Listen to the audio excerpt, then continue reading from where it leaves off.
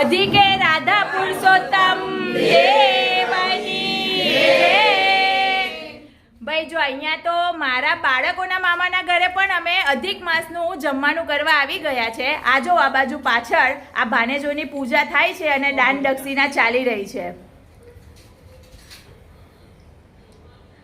ભાઈ એક આજનો જ એવો દિવસ હોય કે મામા મામી હોય ને ભાનેજોને પગે લાગે અને ભાનેજો લાગવા પણ દે।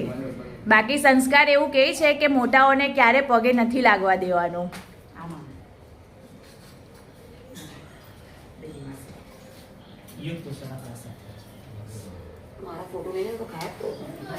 આવી ગયું અંદર બોલવામાં।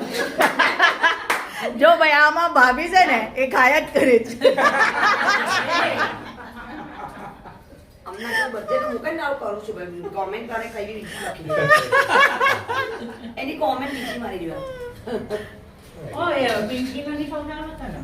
જો ભાઈ આવી રીતે શું કહેવાય આ અગ્નિની સાક્ષીમાં જ આ દાન પુણ્ય પણ થાય છે। આ સાક્ષી પૂરે ઉપર જઈને કે ભાઈ મેં મારા ભાણેજોને અધિક મહિનામાં આ રીતે દાન પુણ્ય કરેલું। મારા પપ્પાને પહોંચે અત્યારે ભાઈ જો આ પ્રિય ભાણેજ છે પપ્પાના આપણે કહે છે।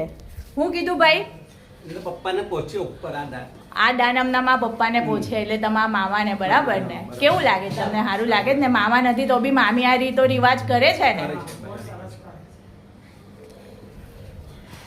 પાછા એકવાર બોલશું અધિકે રાધા પુરુષોત્તમ દેવ